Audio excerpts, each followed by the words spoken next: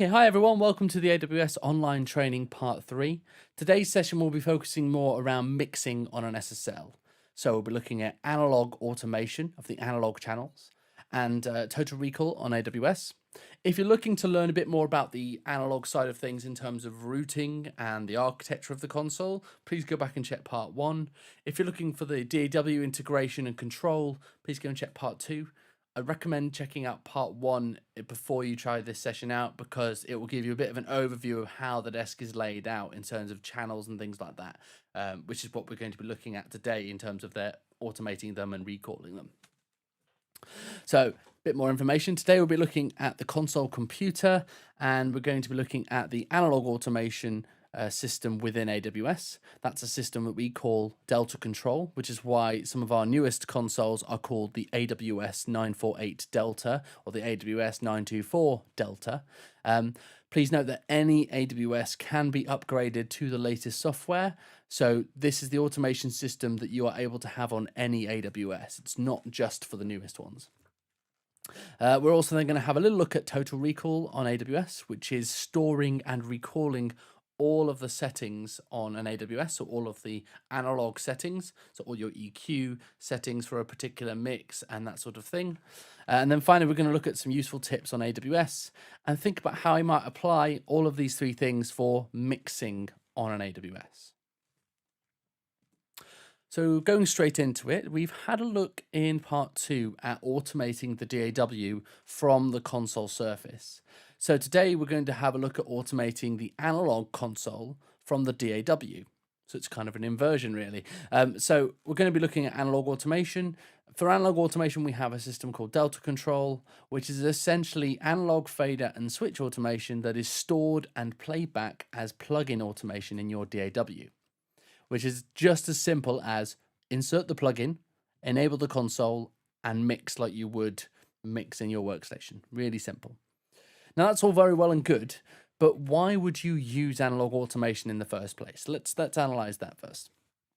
Well, analog automation is useful still, especially if you want to make fader moves after any analog compression or harmonic saturation from an outboard unit or by driving the desk channels too hard.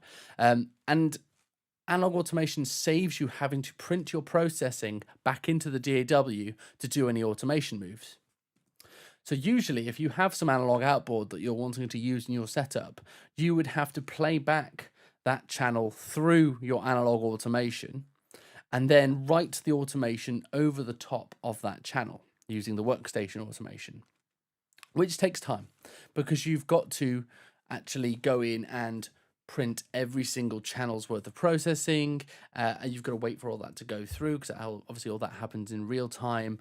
And yeah, like I say, so that takes a lot of time.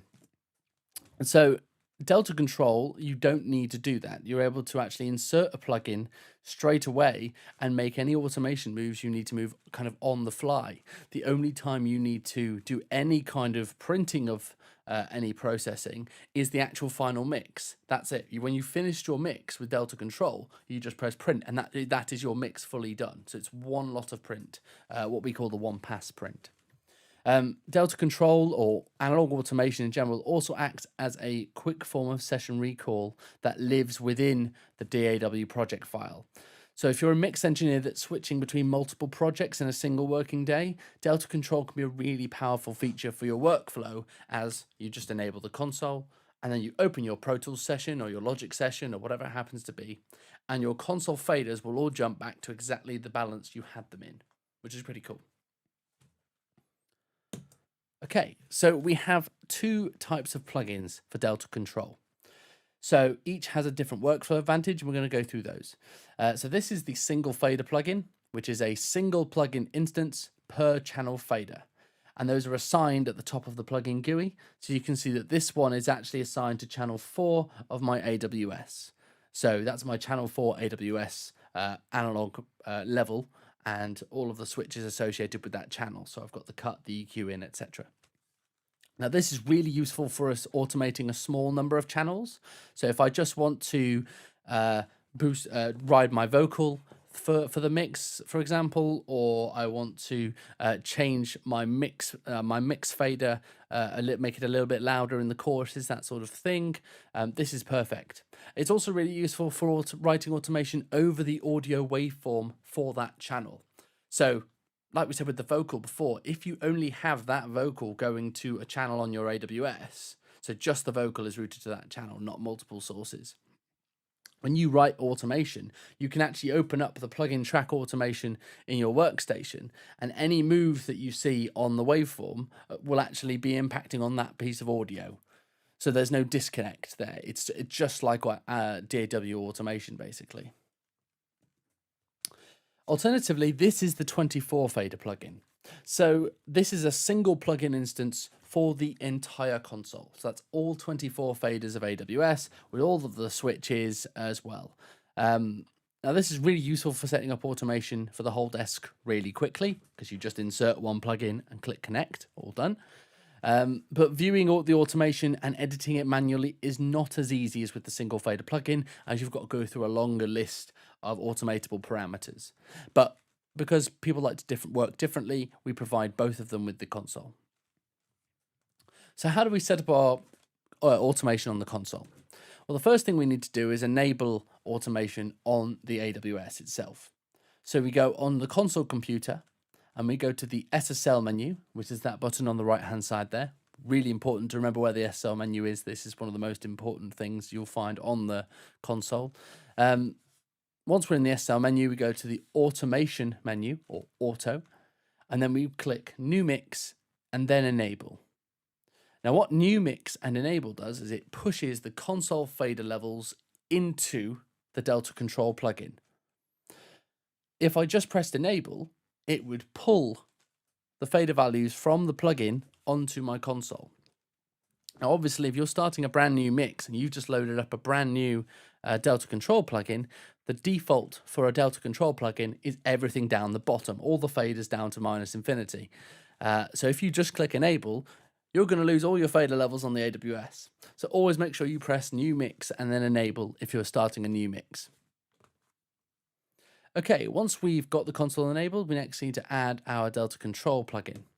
So I'm going to show this example using the 24 fader plugin. So we insert that anywhere in the DAW, and then we click on connect, which is in the left-hand corner there. And then once we've connected the plugin, we go to the track automation and we set it to touch. And that's it. It really is that fast to set up Delta Control automation. I think actually I'm going to show you that once more. So we enabled the console and then we insert the plugin anywhere in the workstation, because it doesn't matter where it lives. It just lets audio pass through it. It doesn't affect the audio passing through it. We click connect and then we set the DAW track we've inserted the plugin on to touch automation. Yeah, that's it. So now whenever we press play and we start moving analog faders on the console, those moves will be written into the workstation, into the plugin. And then if we press play, anything that's written into the plugin will then play back on my analog faders. So if you can automate a plugin, you can automate an AWS. Isn't that cool? So now that we're set up to mix, there's one thing I would like to mention, and that is the snap button, which I've got an arrow to pointing here. Now, snap is like our version of touch automation. So if you have snap turned on, then if I move a fader down and then let go, it will snap back to its original position as the song goes on. If snap is switched off, then the console responds in more of a latching style of automation. So if I move my fader and then let go, it will actually stay in that position. It will latch to that position, even though my DAW is set to touch. And that's the really cool thing, really. We don't have to touch the DAW automation mode. We just have to use the snap button to choose how we're automating it. Okay, and that's it. You can automate the plugin as you would any plugin, and the console will follow. Or you can make fader moves on the console, kind of old school analog mixing style, and the plugin will just store those moves like an old school analog automation system. Kind of the best of both worlds, really. A lot of our customers tell us that the reason they love Delta Control is because when they're switching between mixing projects, it means that the console automation If you just leave the console automation enabled, then their DAW session and their console just jump to exactly as they need to keep working, basically. So it's a really powerful thing and really worth trying out if you are in front of an AWS. Okay, I'll have a sip of coffee. And we're going to move on to Total Recall. So I am told that Total Recall was invented before the movie was released. So we did it first. So we are in the console computer. Let's have a look at Total Recall. Total Recall is a snapshot of all analog pot, switch, and fader positions, as well as all the channel configurations and routing, which is really important if you're on a 948. So remember whether your channels are stereo, inline with EQ on this side of it, and all that sort of stuff. So it's a full snapshot of every single setting on the console. And our TR snapshots are stored in the project file on the console. So if you'll remember having a little look at this in part 1 of the training, you have projects on the console, and within those projects you have titles, and under those titles you can store multiple Total Recall snapshots. So a title might be a song in a project, which might be an album. And then the Total Recall snapshots could be different stages of the process. So we could have a recording snapshot from when we were doing the recording. We can have a mixing snapshot. Maybe we've done some new drums, as you can see on the screen here. So as we store Total Recall snapshots within the console, they appear on the AWS remote application, which is what we've got on screen. And then we can actually rename those Total Recall snapshots to mean something a bit more useful further down the line. And you'll see those names reflected on the console as well. This is kind of a one-to-one connection. It's not like we have to upload settings from the app to the console. It's like you're accessing the console computer directly via your own computer when you're using the app. Okay, so we've stored our Total Recall and we've named it something. To load a Total Recall snapshot, you need to go into the cell menu, which is that one in the left hand corner. So we go to TR and then cell, and then we select the Total Recall that we want to use. Haven't got a visual display of that right now because I figured you guys can figure out how to use a menu. Once you've selected the Total Recall that you want to recall, we need to go to this Chan menu, which is the second button on the left at the very bottom. So that will give us this display, which is a bunch of wonderfully colourful lines and buttons and stuff. Now, from this channel view, we can double tap the All switch, which is what my arrow is pointing at right now. Now, what this does is when you double tap All, it recalls all of the fader positions and the digital switching on the console. So that's your track buses, your channel configs, all of your routing, that sort of thing. So everything that is digitally controlled is instantly recalled, basically. There's no more need to do than just press double tap All. That's it. After you've done that, we need to recall all of the analog pot positions and all of the hard switches as well. So there are some mechanical switches that latch when you press them down on AWS, and those will also need to be manually recalled. So to do this, you press the scan button. Now what this does is it scans through the console from channel 1 all the way up to channel 24 and then through all the bus sections and the compressors and that sort of thing.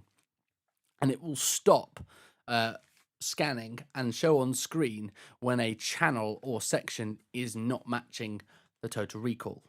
So right now you can see that I've actually got a couple of yellow switches on here. That means those switches should be pressed or unpressed, as the case may be, if they've been left on in a previous mix. I've got some coloured lines on here that represent the pots that don't have two lines that match up at the bottom and the top. The one on the top is where the position of the pot is right now. The one on the bottom is where it should be. And we're going to have to manually line those up. So just to kind of reiterate that, I've got the coloured lines and those represent actual physical pots on the channel strip. So this is like 4 sections of a channel strip broken up. So you've taken a full channel strip and broken them up into 4 blocks. You can see that the 2 red lines at the top of my Total Recall are the same as my high frequency gain and frequency controls. The 3 green lines are my high mid frequency controls, etc., etc.